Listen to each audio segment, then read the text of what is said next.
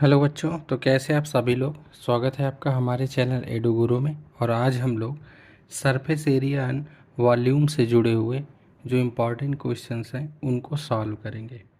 ठीक है, तो इसमें हमने बहुत सारे प्रश्नों को शामिल किया है जो कि आपके एग्ज़ाम में पूछे जा सकते हैं।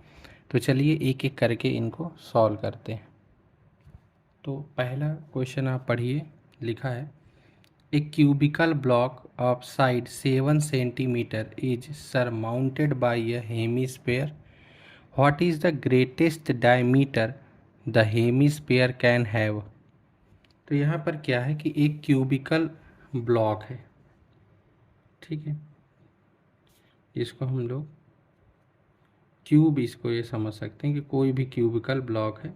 ऐसे समझ लीजिए कि ये ऐसी इसकी सिचुएशन है।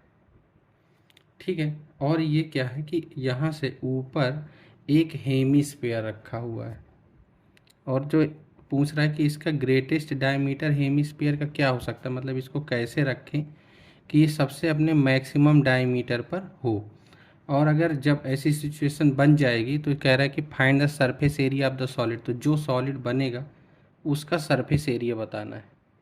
ठीक है, तो हम क्या करेंगे कि देखो, इसकी जो साइड है वो 7 सेंटीमीटर की है, ये भी 7 सेंटीमीटर है, ये भी 7 सेंटीमीटर, ये भी 7 सेंटीमीटर है।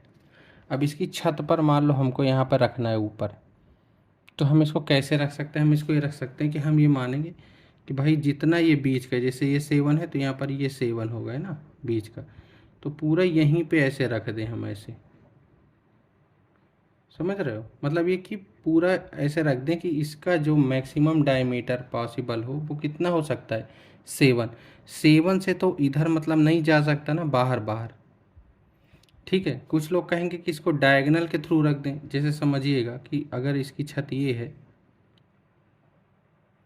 ना, तो इसको हम ऐसे रख सकते हैं, ये 7 है।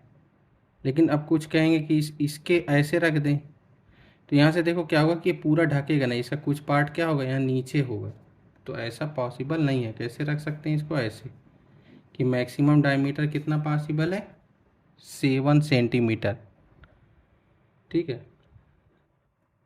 तो यहाँ से यही लिख देंगे कि ग्रेटेस्ट डायमीटर ऑफ हेमिस्फीयर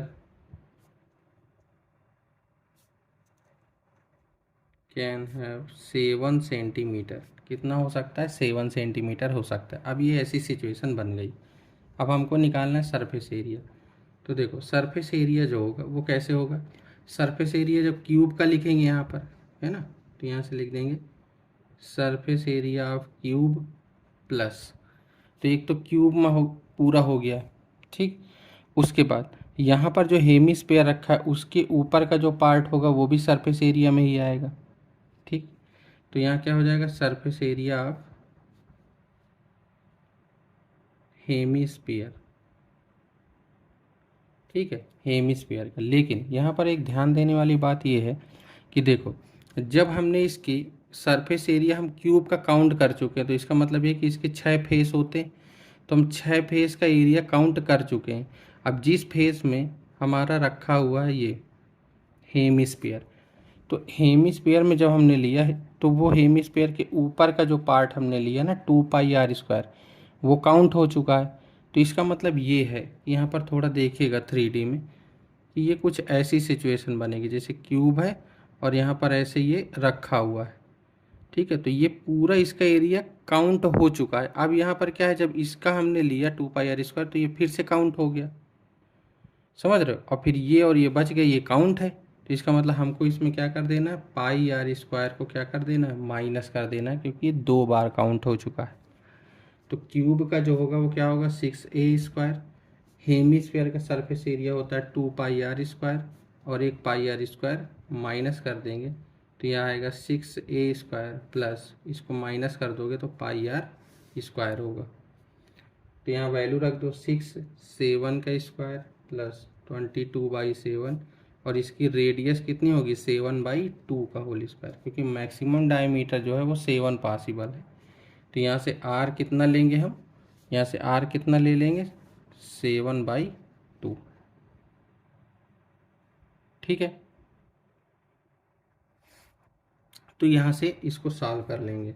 तो जब यहाँ से करेंगे तो इसका आएगा 294 प्लस इसको सॉल्व करेंगे 7 से एक 7 उड़ जाएगा, 2 से 11, तो ये पूरा आ जाएगा कट के इतना, दोनों को ऐड कर दोगे तो 332.5 सेंटीमीटर स्क्वायर ये होगा।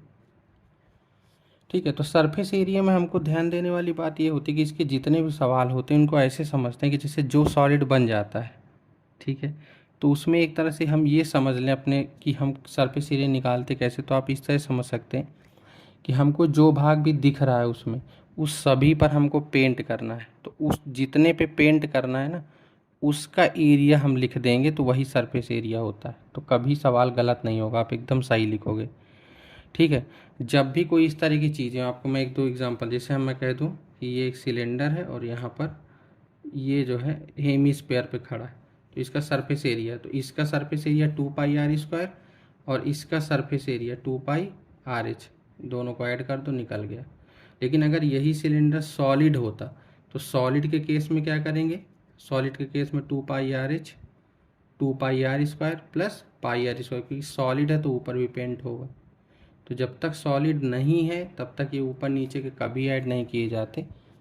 जब ये सॉलिड होता है तो खाली ऊपर का होगा, अगर नीचे कोई चीज़ जुड़ी है तो, जैसे कोई सॉलिड सिलेंडर हो लेकिन ऊपर और नीचे क्या हो, दो ठो कोन लगे हों, तो सिर्फ कोन के सरफेस एरिया और इसका 2πrh ही ऐड होगा, क्योंकि ये यहाँ से जुड़ गए तो इसके सॉलिड होने से कोई फर्क नहीं पड़ता।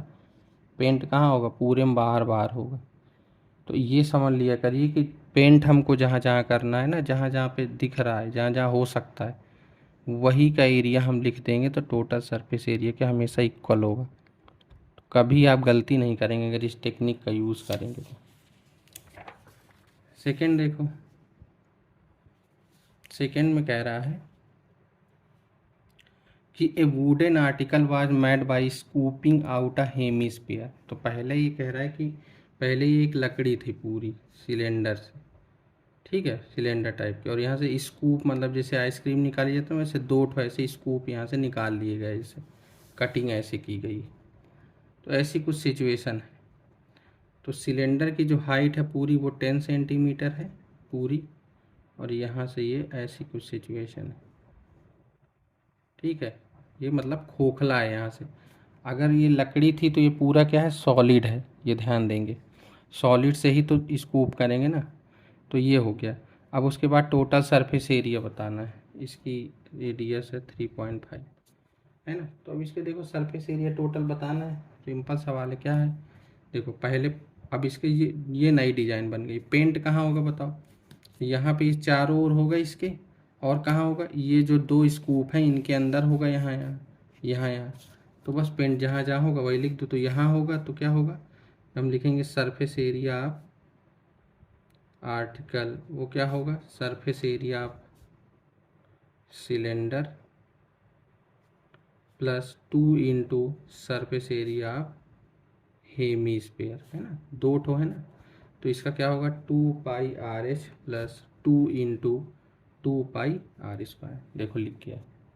तो इस टेक्निक का यूज़ करेंगे ना तो बहुत आसानी से हो जाता है कि जहाँ जहाँ हमको पेंट करना है वहीं वहीं सरफेस एरिया लिखते हैं। और वॉल्यूम निकालने में इतनी हमको कोई दिक्कत नहीं होती, क्योंकि उसमें जो भी आर्टिकल जुड़ते हैं उनमें टोटल दोनों का अलग अलग लिख कर ही ऐड करना होता है, बस उसमें हमको नहीं देखना होता। ठीक है, तो ये हो गया। लेकिन यहाँ पर देखना पड़ता, जैसे अगर ये एक स्कूप होता तो फिर यहाँ ना आता, है ना। फिर यहाँ पर अगर मान लीजिए एक होता खाली, अगर ये सवाल यही सेम होता लेकिन सिर्फ ऊपर से निकाला जाता, नीचे उसी तरह लग रहता, तो कहेगा आप सरफेस एरिया बताओ। तो आप सरफेस एरिया क्या होता है, इसका होता है 2πrh, ये कर दिया गया है तो इसका होगा 2πr², और नीचे सॉलिड है तो इसका भी तो होगा πr², तीनों को ऐड करोगे तो निकलेगा। ठीक है ना, तो ये भी हमको सोचना है। अगर ये सॉलिड ना होता, ये केवल ये कुछ और ऐड होता है यहाँ से, हालांकि सॉलिड ना होगा तो ये स्कूपिंग होगी ही नहीं, तो हमको ध्यान देना है। बस अब यहाँ से वॉल्यूम रख देंगे, 2π इंटू 3.5 है, और h जो है वो 10 है, 2 इंटू 2π 3.5 का होल स्क्वायर। सब कुछ साल करोगे 70π 49π 119π 119 इंटू 22/7 करोगे 374 इतने सेंटीमीटर आंसर होगा। ठीक है, तो ये सेकेंड नंबर है, इसमें आपसे सरफेस एरिया पूछा गया है।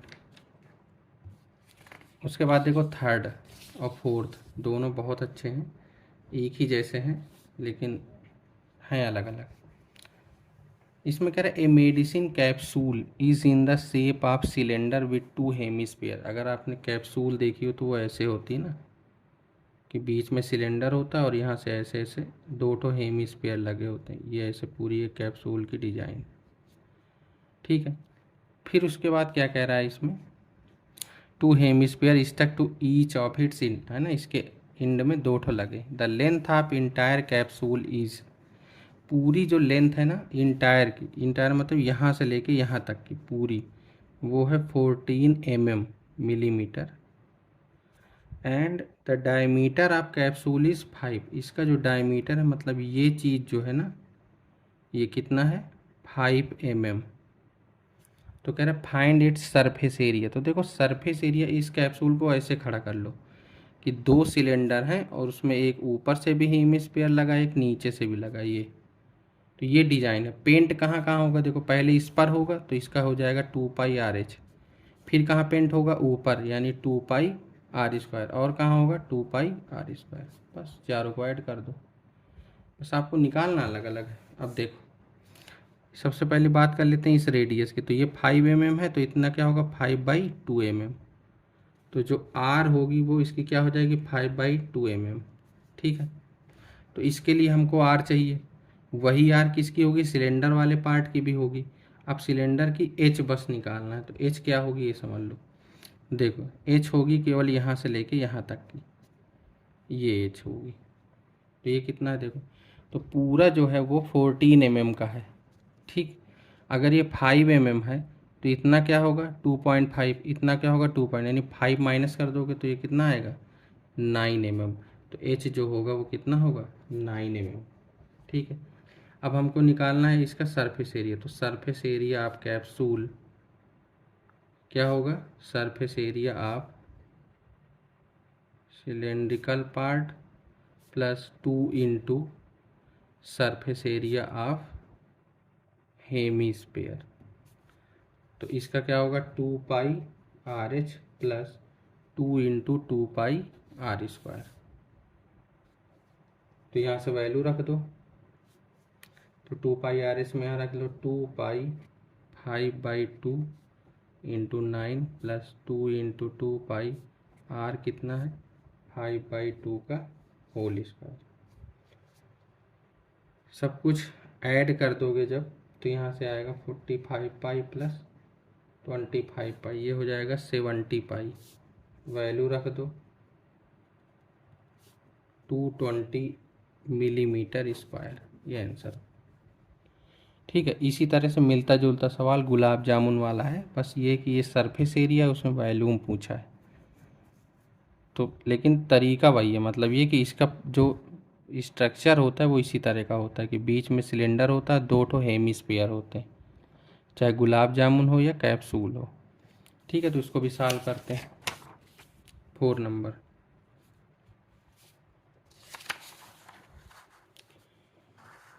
तो 4 पढ़िए। देखो लिखा है gulab jamun contain sugar syrup up to about 30%। मतलब एक गुलाब जामुन में जो सिरप है वो कितना है 30% है, यानी जो चीनी का जो उसमें बनता है घोल वो 30% है of its volume. Find how much syrup would be found 45 gulab jamun. तो कह रहा है कि इसमें 45 गुलाब में कितना सिरप होगा, यानी एक तरह से उसका क्या पूछ लिया, वॉल्यूम पूछ लिया। Each shape like a cylindrical would 2 hemispherical and with length 5 centimetre and diameter 2.8 centimetre. ठीक है, तो गुलाब जामुन की जो स्ट्रक्चर है वो इसी तरह का है। ठीक है, यहाँ से ये, यहाँ से ये। तो देखो टोटल जो इसकी लेंथ दी है वो कितना दिया है 5 सेंटीमीटर, और जो इसका डायमीटर दिया है वो कितना है 2.8 सेंटीमीटर। ठीक, तो पहली बात तो रेडियस की कर लो, तो आर कितना होगा इसका आधा 1.4 सेंटीमीटर। अब बात करते हैं सिलेंड्रिकल जो पार्ट है उसका एच कितना होगा। तो देखो 2.8 यानी 1.4 यहाँ से 1.4 यहाँ से, यानी 2.8 माइनस हो जाएगा 5 में से, तो कितना आएगा एच 2.2, यानी ये चीज़ कितनी होगी 2.2 सेंटीमीटर। ठीक है, अब उसके बाद हम क्या करेंगे यहाँ से, देखो अब यहाँ पर हमको निकालना है टोटल वॉल्यूम, तो यहाँ से यही निकालेंगे वॉल्यूम ऑफ 1 गुलाब जामुन। एक गुलाब जामुन का वॉल्यूम कितना होगा, तो सबसे पहले तो इसका लिखेंगे, तो हो जाएगा pi r square h plus 2 हेमी स्क्वायर है तो 2 × 2/3 पाई आर क्यूब। ठीक, तो यहाँ से हम इसकी वैल्यू रख देते हैं, है ना, पाई की रख दें 22/7 और आर जो है वो है 1.4 का स्क्वायर, एच है 2.2 प्लस 2 × 2/3 पाई है 22/7, आर है 1.4 का क्यूब। ठीक है, जब आप पूरे का सॉल्व करेंगे ना तो वो आएगा 25.05 सेंटीमीटर क्यूब। ये एक गुलाब जामुन का वॉल्यूम। अब क्या करेंगे, टोटल निकाल लेंगे वॉल्यूम ऑफ 45 गुलाब जामुन, तो 45 × 25.05, ये जब करोगे तो 1127.25 इतने सेंटीमीटर क्यूब ये आ जाएगा कि 45 गुलाब जामुन इतना रखते हैं। अब हमको चाहिए सिरप का, तो सिरप क्या है कि ये तो टोटल वॉल्यूम है गुलाब जामुन का, लेकिन इसमें 30% सिर्फ सिरप है, तो हमको क्या करना है, यहाँ से लिखेंगे वॉल्यूम ऑफ सिरप, तो क्या होगा इसका कितना 30% हम निकाल देंगे, तो हमको ये पता चल जाएगा कि इतना इसमें सिरप 338.17। ठीक है, तो ये गुलाब जामुन वाला क्वेश्चन है। इसमें और भी अच्छे अच्छे क्वेश्चन हैं, तो हम कुछ अगले पार्ट में आपको अगले वीडियो में भी बताएंगे, लेकिन इसमें जितने भी हमने बताए वो सब बहुत इम्पॉर्टेंट है, कोई इधर उधर के सवाल हमने नहीं शामिल किए, इसीलिए जो आना है वही। तो इसमें मेडिसिन वाला भी आपसे पूछा जा सकता है, गुलाब जामुन वाला भी पूछा जा सकता है, एक वुडन आर्टिकल वाला भी अच्छा सवाल है, एक ये वाला अच्छा सवाल है क्योंकि इसमें ये पूछा है what is the greatest diameter of hemisphere, तो ये पूछे जाएंगे। उसके बाद कि इसमें कुछ सवाल हैं जैसे पेन स्टैंड वाला बहुत अच्छा सवाल है, तो उसको भी हम आपको बताएंगे, वो कई बार पूछा जा चुका है। ठीक है ना, तो उसको अगले वीडियो में फिर से हम ऐसे ही आपको 4 क्वेश्चन कम समय में समझा देंगे। बहुत सारे क्वेश्चन एक ही वीडियो में इसलिए नहीं बताते हैं कि फिर वीडियो बोरिंग होने लगता है, फिर वो बड़ा हो जाता है ना। आप 15-20 मिनट का एक वीडियो देखते हैं, किसी चैप्टर के 4-5 सवाल अच्छे से सीख लेते हैं, तो ऐसे ही आप अगर 20 मिनट के 2 वीडियो भी देख लो तो आप 30-40 मिनट में अगर एक चैप्टर के 8-10 क्वेश्चन को जो इम्पोर्टेंट है उनको देख लेते हैं या लगा लेते हैं या रिवाइज कर लेते हैं, तो उसमें अगर एक भी आपसे प्रश्न पूछ लिया गया ना तो आपका वो टाइम और पूरी मेहनत वसूल हो जाती। ठीक है, तो इसके फिर अगले वीडियो में हम लोग इससे जुड़े और सवालों को लगाएंगे। तब तक के लिए धन्यवाद, पढ़ते रहिए, मेहनत करते रहिए।